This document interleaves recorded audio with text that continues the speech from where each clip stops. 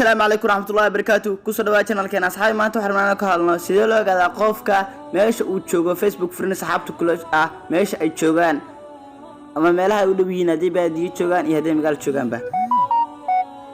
haddaba si aynu ogaano marka waad waxaan tagnaa Facebook-geena caadiga aan isticmaalno kadib waxaan ka dooranaynaa saddex dhibcood geeska xigta kadib waxaan raadinaynaa nearby friends marka aynu aragno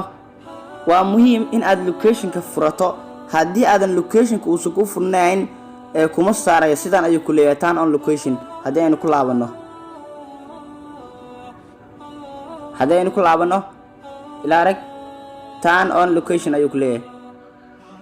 marka waa muhiim in location ku furan yahay waad aragtaa turn on location ayuu ku leeyahay kadib location-ka okay waan furtay aan iri wuxuu ku tusaya asxaabta ku dhow isla hadda wuxuu ku yiri marka koowaad adiga ayuu ku sheegayaa meesha aad ku nooshahay si aad arkaysay wuxuu ku yiri ni adiga waxa joogtaa kalkacayo ha wasa hadinu yiri nearby yiri lives in kalkacayo yiri Sara Xidiga Nasiib aan adaas ka deedarto kuwa kale oo ku nool kalkacayo Faisal halkaas aad kala soconaysaa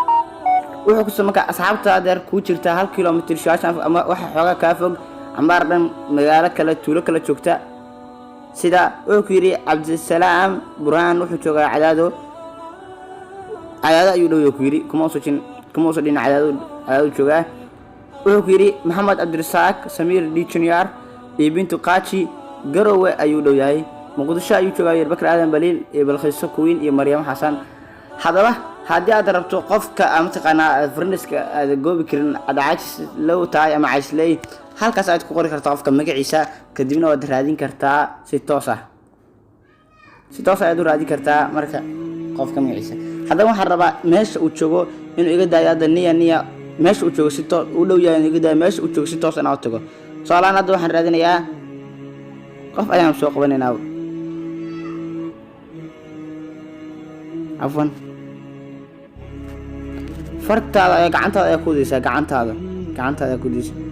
wuxuu yiri qofkani wuxuu joogaa meel baadiya meel tuula saacalay buula dacar jid ku yaala ayuu joogaa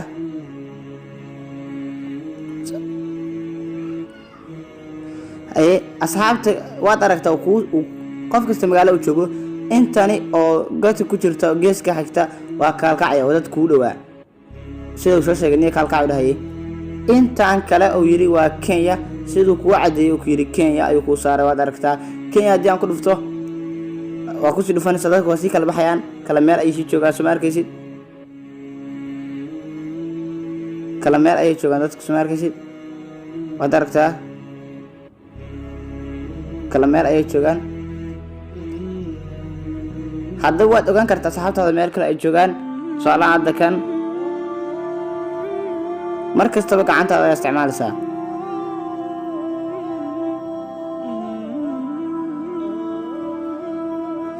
kadib hadda waxaad leedahay marka sideesan aad wax rabnaa ka hadalno sideesan uga kan asxaabtayda meesha aan joogo haddaba qof uu furan yahay nearby friends oo on u yahay waad ogaan kartaa laakiin qofku off u yahay ma ogaan kartid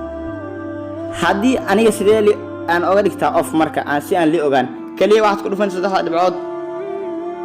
waxaad ka doorataa setting markaad halkan timaado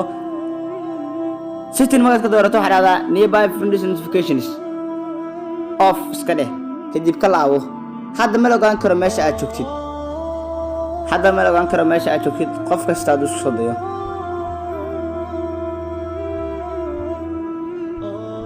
waxaan rajaynaynaa casharka faantay aan ka faa'iiday aan ogaan doonto asxaabtaada meesha ay joogaan haday been ku sheegaan iyo haday ku sheegaan waad ku maasantahay waqti qiimaha badan ku bixisay daawashada muuqaalkan fadlan haddii aad leedahay saaxiib gaar oo la jeceshahay inuu ogaado asxaabtiisa meesha ay joogaan ugu yar qaybtooda faalayinka thank you